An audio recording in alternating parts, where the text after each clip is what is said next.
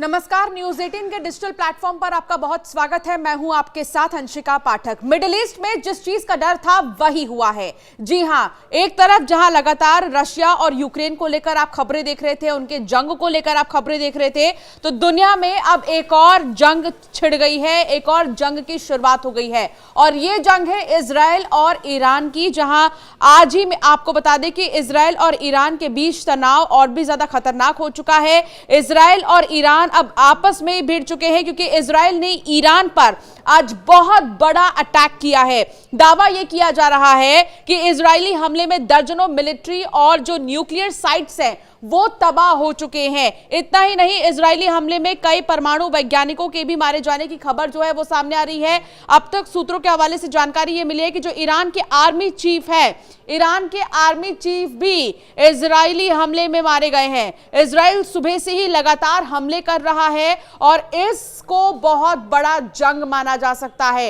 Israel ने जो हमला ईरान पर किया है, इसे इसलिए भी बहुत बड़ा माना जा रहा है क्योंकि ईरान जो है परमाणु बनाने में जो है काफी एक्सपर्ट माना जाता है और उसके यही जो सैन्य ठिकाने हैं उनको इजराइल ने तबाह कर दिया है।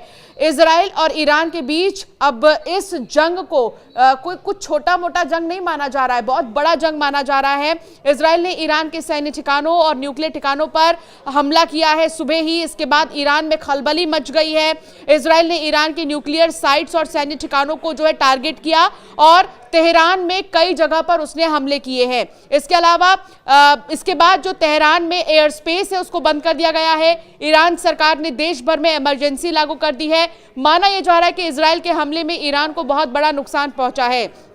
जो ईरान के आर्मी चीफ हैं और टॉप न्यूक्लियर वैज्ञानिक के मारे जाने की भी खबर मिल रही है। एक अपडेट जो इसमें निकलकर सामने आ रहा है वो भी जल्दी से हम आपको बता देते हैं। फिलहाल कुछ भी ठीक नहीं है और इजराइल की तरफ से जो है इमरजेंसी का ऐलान कर दिया गया है।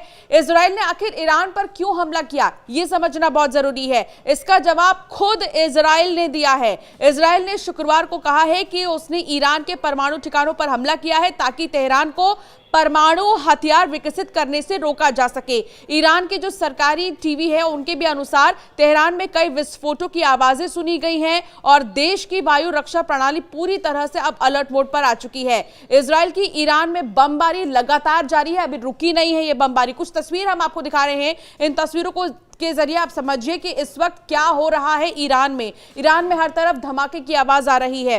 तेहरान समेत पूरे ईरान में इमरजेंसी घोषित कर दी गई है। ईरान में जगह जगह धमाकों की गूंज सुनाई दे रही है। बताया यह भी जा रहा है कि इजराइल ने ईरान के परमाणु ठिकाने को अपना टारगेट बनाया है। ईरान के परमाणु और सैन्य ठिकानों पर दर्जनों इजरायली विमानों के हमले से तेहरान में विस्फोट की जो खबर है वो सामने आई है और ये सुबह सुबह इजराइल की तरफ से जो है ये धमाका किया गया है। इजराइल ने ईरान परमाणु खतरे को समाप्त करने के लिए एक सैन्य अभियान शुरू किया। ये अस्तित्व से जुड़ा खतरा है, कहा। हाल के वर्षों में कट्टरपंथी ईरान शासन ने इजराइल के विनाश को केवल एक आदर्श नहीं बल्कि एक अनिवार्य आदेश के रूप में अपनाया है। इस शासन के नेताओं ने बार बार सार्वजनिक रूप से और स्पष्ट रूप से इजराइल के विनाश की मांग की है। इजराइल ने कहा कि ईरान विश्व का सबसे बड़ा स्टेट स्पॉन्सर्ड आतंकवाद समर्थक देश है। ये भारत में इजरायली दूतावास ने बताया है कि आखिर इजराइल ने ईरान पर हमला क्यों किया। इजरायली दूतावास के मुताबिक इजराइल ने ईरान परमाणु खतरे को समाप्त करने के लिए एक सैन्य अभियान शुरू किया था। इसका एक विशेष नाम भी दिया गया था। इजराइल ने शुक्रवार को आज लगभग जो सुबह सुबह है बड़े पैमाने पर हवाई हमले किए हैं। इसके बाद तेहरान और अन्य शहरों में जोरदार धमाके सुनाई दिए। इजरायली सेना ने इसे ऑपरेशन राइजिंग लायन नाम दिया है। राइजिंग लायन जो ये नाम है इस ऑपरेशन को वो दिया गया था इजराइल की तरफ से। इसका मकसद ईरान के परमाणु कार्यक्रम को निशाना बनाना था। ईरानी मीडिया के अनुसार इजरायली हमलों में इस्लामिक रेवोल्यूशनरी गार्ड के commander in chief general Hussain सलामी सहित कई सीनियर अधिकारी मारे गए हैं। हालांकि पुष्टि का भी इंतजार भी है। इजराइल ने इसे आत्मरक्षा में प्री एम्प्टिव स्ट्राइक बताया है। जवाब में ईरान ने इजराइल और अमेरिकी ठिकानों पर जवाबी हमले की धमकी दी है। हालांकि आपको एक और बात बता देते हैं, अमेरिका को पहले से ही इसका अंदाजा था और इसी वजह से जो ईरान से सटे इलाकों में अमेरिकी नागरिक हैं उन्हें वापस बुला लिया गया था। ईरान पर इजराइल ने ईरान पर पहले चरण का अटैक किया। बेंजामिन नेतन्याहू ने कहा है कि अभी ये ट्रेलर है, आगे और हमले होते रहेंगे। तेहरान के इमाम खोमैनी इंटरनेशनल एयरपोर्ट पर भी विस्फोट की सूचना है। हमले के बाद ईरान में आपातकाल घोषित कर दी गई है। इजरायली डिफेंस मिनिस्टर जो है वो चेतावनी दे चुके हैं।